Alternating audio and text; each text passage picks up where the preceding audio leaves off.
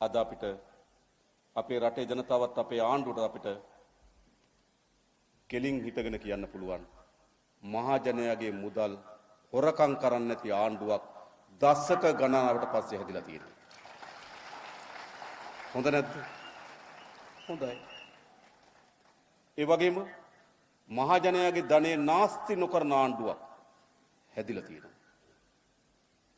ඒ වගේම අපේ රට ගමන් කරමින් තිබුණු වැරදි ආර්ථික ප්‍රතිපත්තිය වෙනුවට අපි ස්ථාවර ආර්ථික ගමනකට අවතීර්ණ වෙලා තිබෙනවා. බංකොලොත් භාවයට හෙළපු අය ඇවිල්ලා කියනවා ආය ආණ්ඩුව හදනවලු. දැක්කද? හීන දකින්න පුළුවන් කාටවත්.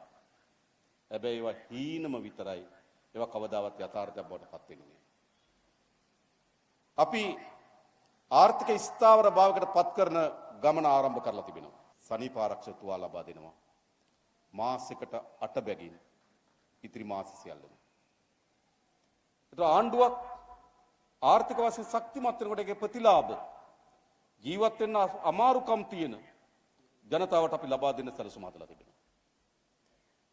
රැකියාව ලබා දීම, පඩි වැඩි කිරීම, සහනාධාර ලබා දීම, පෝර සහනාධාරය වැඩි කිරීම.